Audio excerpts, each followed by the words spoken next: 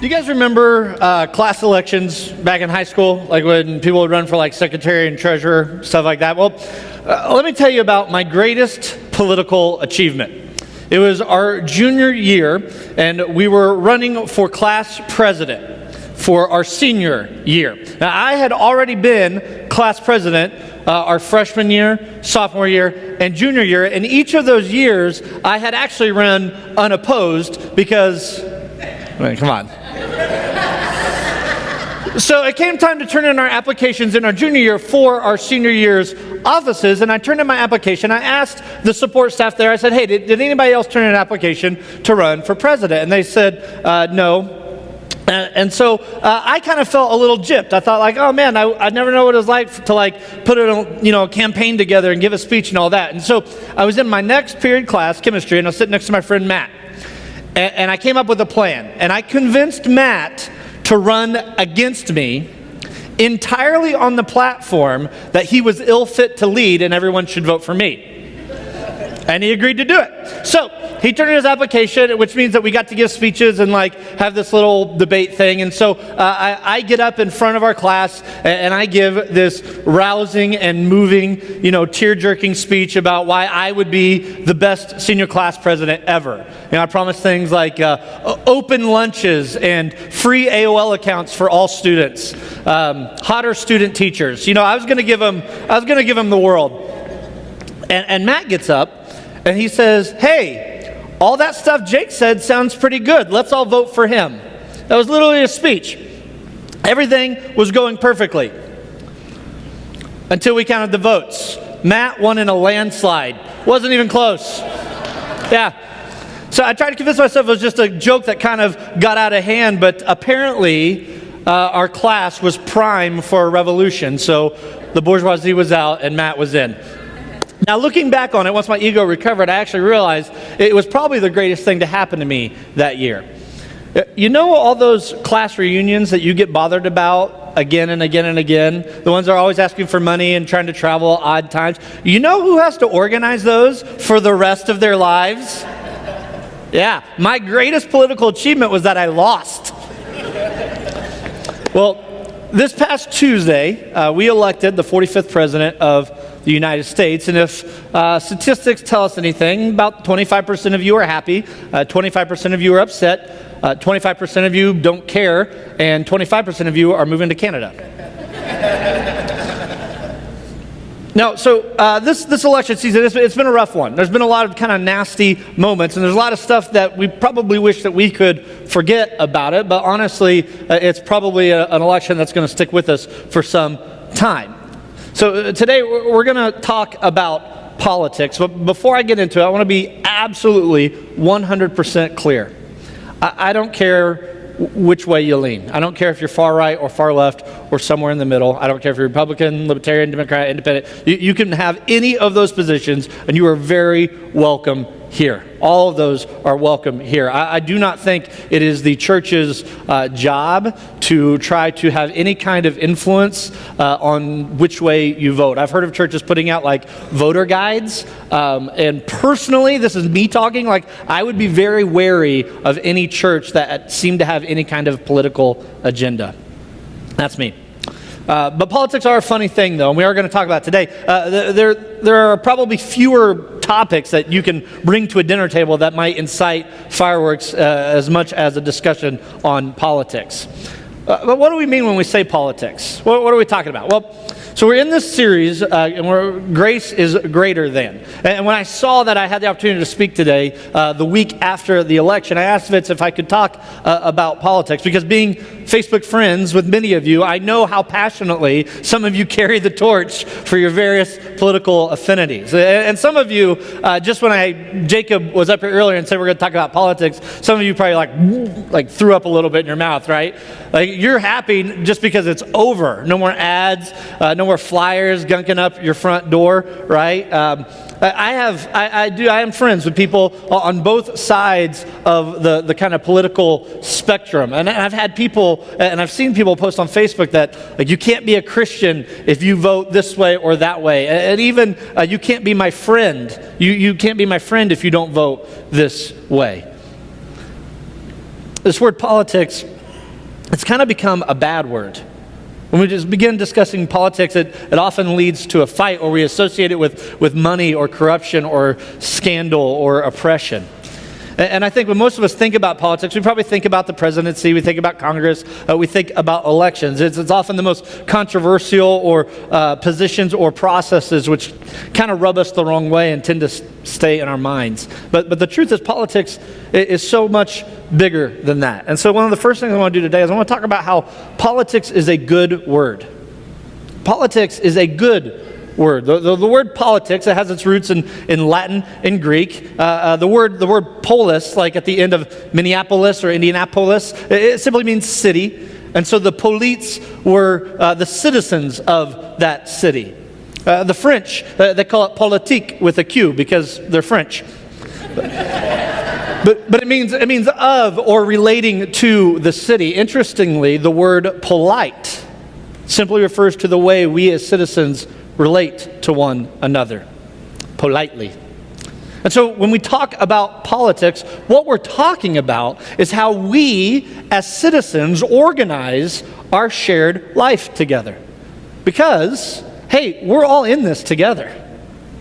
Right? Like everyone in your apartment building, everyone in your gated neighborhood, everyone in your school district, everyone in your city, in your county, in your state, in this country, we're all in this together. And politics is how we as citizens go about organizing that shared life together so that it flourishes. But politics are a necessary and a vital part to our life. And the better we are at politics, the better we will be at having a thriving shared life together.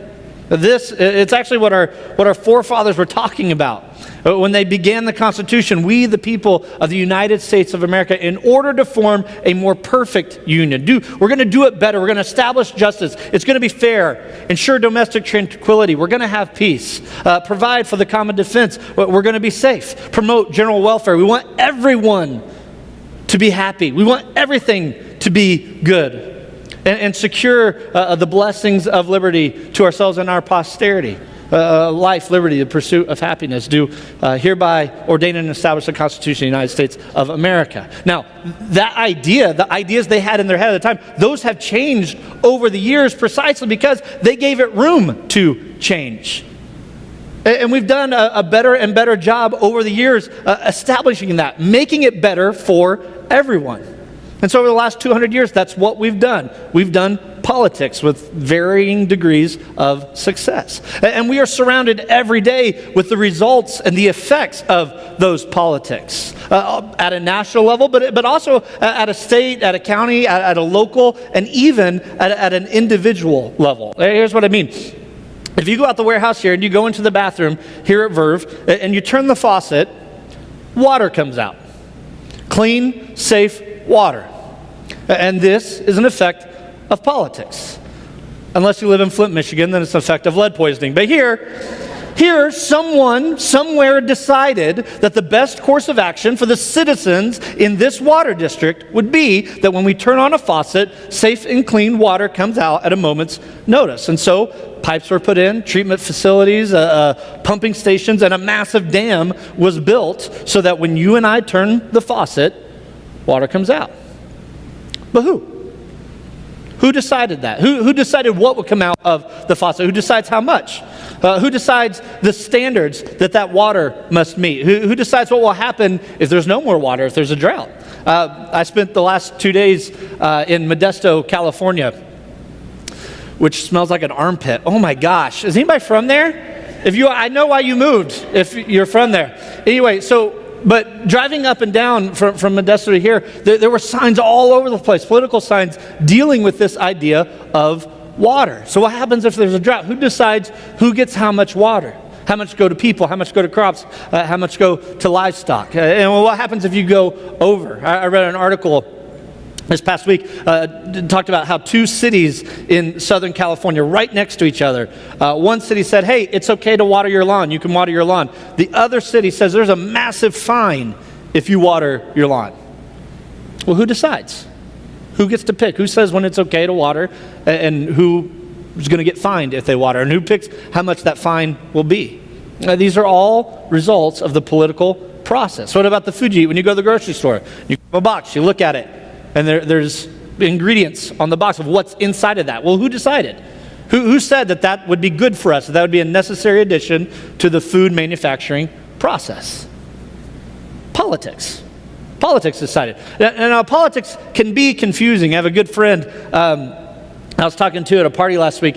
He is the director for the Office of Cultural Affairs here in Las Vegas, and he was telling me how his eyes were opened to the complexity that politics can often have to it. He was talking about how his office wanted to put in a statue at a park. And so he went to the city manager and said, hey, we want to put in this statue. And the city manager said, okay, well, the first thing you need to do, the very first thing you need to do is go talk to financing. But before you talk to financing, make sure you talk to urban development. And before you talk to urban development, it might be a good idea to run it by Parks and Rec. And before you do that, you probably should go to engineering. And so my friend said, okay, so I'll go to engineering, then Parks and Rec, then development, and then I'll talk to who? He said, no, yeah, you got to talk to finance first. Talk to finance first. Before you do that, talk to urban development. And he said it just got complicated, because politics can be a little bit like that. Food, water, parking, land development, roads, sewers, airspace, traffic signals, businesses, agriculture, teachers, policemen, parks. Who figured all of that out? Who set all that up? Well, we did. Politics did. It's our shared life together. Politics, it's a good word. Politics is a good word. It has played a massive role in your life. And it is vital to creating a shared, a thriving shared life together here on this planet. Politics is a good word. And politics is nothing new. Jesus dealt with politics. Jesus lived in a time when the Romans ruled the civilized world, and Jesus was neither Roman, and the Romans were rarely civilized. And often if you disagreed with the Romans' politics, you could find yourself on the wrong end of a beating or a flogging or even a crucifixion. Not only were the Romans physically oppressive, they were psychologically oppressive as well. When they would go in and occupy a territory, they would force the occupants of that occupied territory to pay for the occupancy. So not only would they beat you and make your life, a living hell, that you had to pay for it too. You had to pay for that privilege. And so what they would do then, they would get some of the locals to serve as liaisons, to go around collecting that tax that paid for the occupation. So these were your neighbors. This was your dad, your brother, your best friend. All of a sudden, they were on the other side. They were on the enemy's side. And the Romans would say, hey, tax collector, if you want, we only need 8. So if you want to go around and collect 10, that's 2 for you. And so you can see how quickly these tax collectors kind of became not terribly popular, quite hated as a matter of fact. And this system was designed, these taxes were designed to make it as such so that eventually the Romans owned your land. And any work that you could actually produce on the land only went to supporting the Romans. And so this is this traditional family land you used to own that now, because of taxes, you don't own anymore, and the work you can make on your old land was barely enough to survive. It was very oppressive, both physically and psychologically. And anytime there's oppression, there's always going to be opposition to that oppression. In Jesus' day, these were the zealots. The zealots hated Rome. They hated anything that had to do with Rome. In fact, somewhere around the time that Jesus was born, there was a famous zealot named Judas that tried to lead a revolution. People called him the Messiah. He tried to overthrow Rome, but he failed and he was killed. The funny thing is, among those that followed Jesus were tax collectors and zealots. In fact, we know that 2 of Jesus' closest friends, one was a tax collector and one was a zealot. Jesus lived in a time of great political animosity when people expected the Messiah to raise up a political revolution, raise up an army, overthrow Rome, set up a theocratic kingdom. But instead, we see Jesus come along and he makes friends with both sides of the political spectrum. And he says nothing of the sort. In fact, the only thing Jesus ever said that was kind of even remotely political was terribly nonchalant, if anything. You see, the powers that be, they wanted to trap him. They didn't like the things that Jesus was saying. He was going around talking about a kingdom where everyone was equal, from the greatest to the least. And in fact, the least were probably even the most important. He talked about a kingdom ruled by a king who loved everyone as his child. He talked about a time that would come when the king was going to rule all with love and compassion.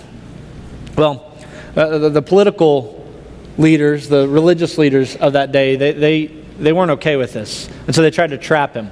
They tried to show that Jesus was against Rome. And so we have, in the book of Luke, we have a passage I want to read for you. If you have a Bible, you can turn to the book of Luke. We'll start with chapter 20. If you didn't bring a Bible with you, that's fine. We'll put everything I'm going to say out of the Bible up here on the screen behind me so you can follow along, see what I'm talking about. If you don't own an easy-to-read translation of the Bible, you can grab one back at the Velcro bar back there. We give them out for free. We want everyone to have one, so you can go out and grab one. I met a lady between services coming back. We have English and Spanish, and she grabbed the Spanish. She didn't realize, so make sure you grab the one you want there. All right. So Luke chapter 20.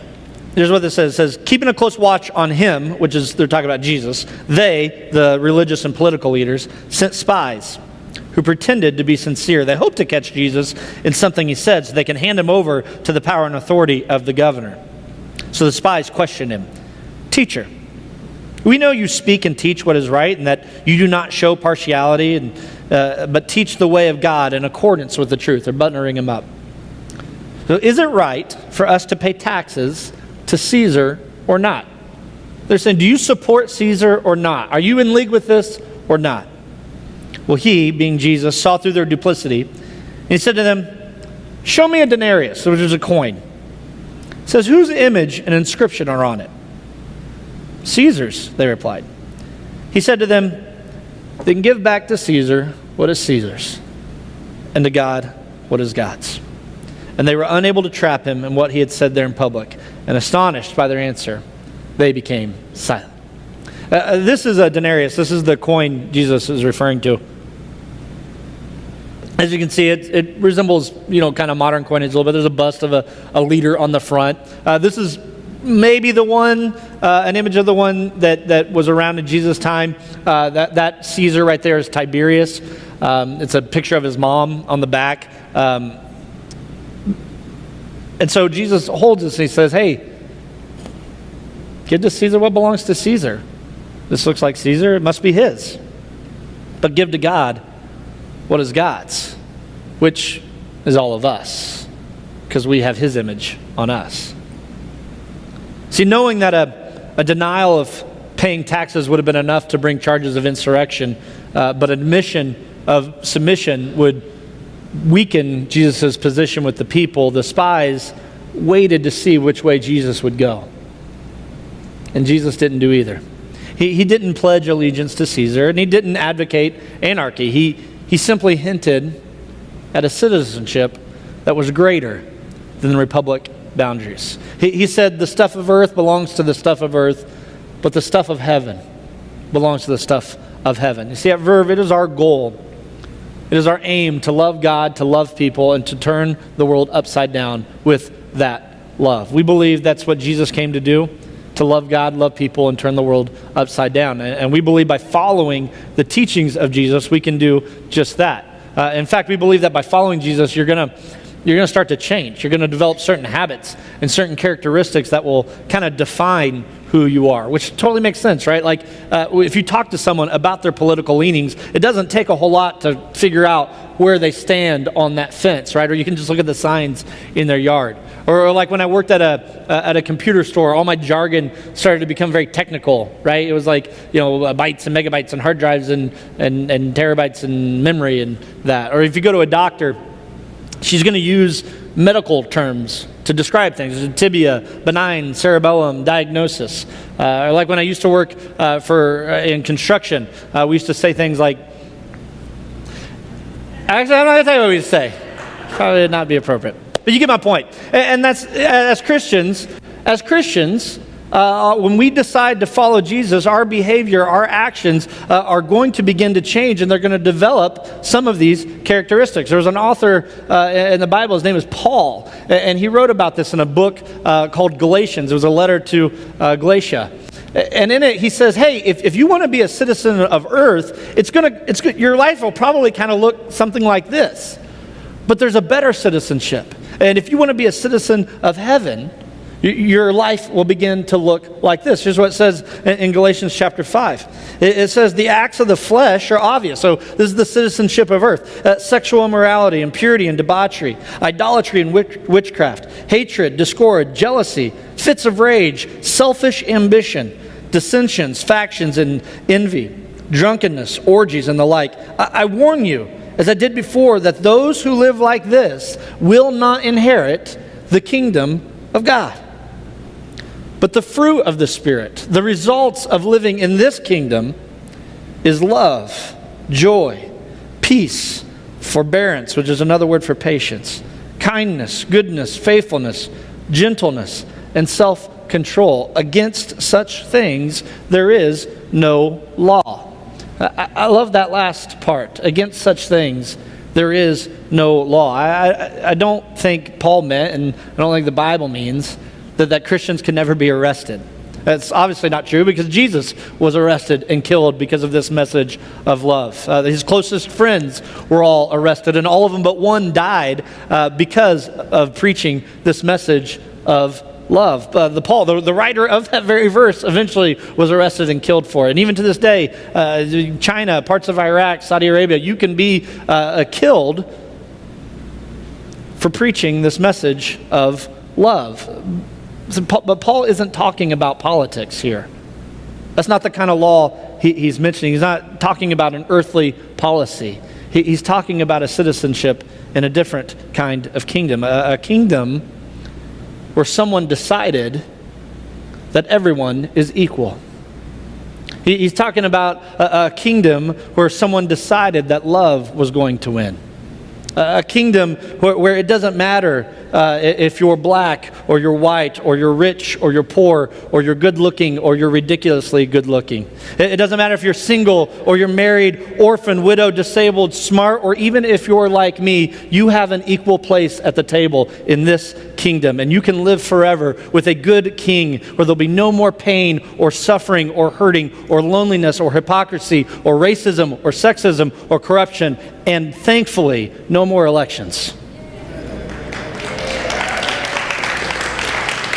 Listen, I am not advocating for religious separatism, okay? Matter of fact, the same author of that last passage, he wrote about in the book of Romans how it is good to be a part. It is good to be a citizen. It is good to pay taxes. It is good to take part in politics. Romans 13, if you want to look it up. But what I am saying is, as Christians and as citizens of this kingdom, we should use that citizenship to augment our view of our citizenship here on earth. You know, here in America, we are very fortunate to be able to practice the religion of our choice, including non-religion.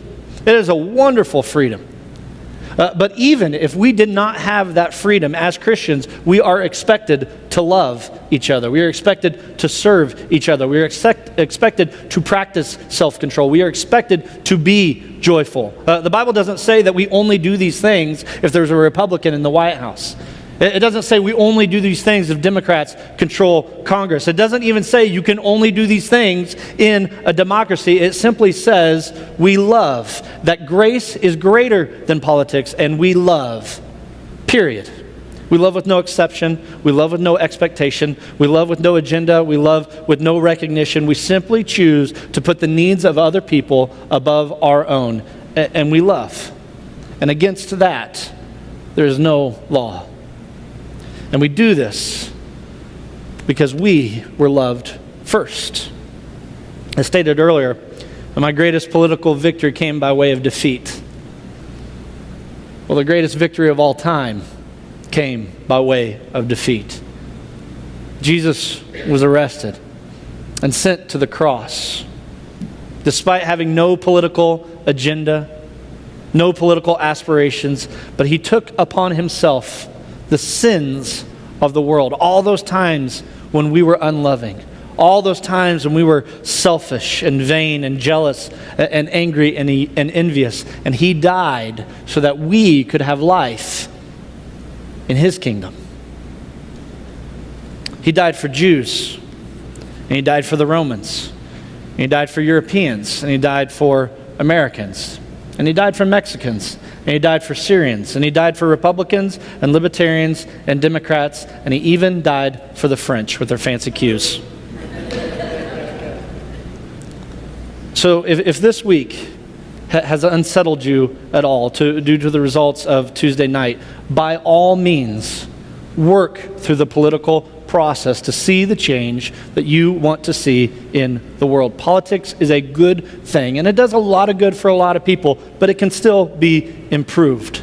But I want to tell you that there's an even greater thing. And the grace of God is so much greater than any political system. And if you have never experienced God's grace, that means politics is as good as it gets for you. I want something even greater for you. Every 4 years, we get to celebrate and exercise our freedom by participating or not participating in the election. But every week, we want to give you the opportunity to celebrate a different kind of freedom. We take communion. And communion is a piece of bread and a cup of juice which reminds us of the sacrifice that Jesus made for us so that we could have life in his kingdom. And so we want to make that available to you every week, especially today, on the candlelit tables around the room. You'll find that, including up here we have gluten-free option for the bread if you'd like. And so I'm going to pray, and the band's going to come up, and they're going to play one more song. And if you'd like to make communion a part of your worship celebration today, you can do so at that time. Let me pray. God, it is, I am thankful. I'll speak for myself. I'm very thankful that I live in a land where I get to have a hand in the political system and the political climate that I find myself in. And God, this week is, I think, has affected all of us in different ways. And so, God, whichever way we find ourselves leaning and falling, God, I pray that we would find our footing on the truth that we are loved, that we have a place to belong, that we can be a part of your kingdom of love. And so, God, today, as we ponder these things, as we remember the sacrifice that your Son made so that we could experience that love, may we experience something greater than any political system. May we experience your grace and the love that comes with it. So God, I pray all of this in the name of your Son, Jesus. Amen.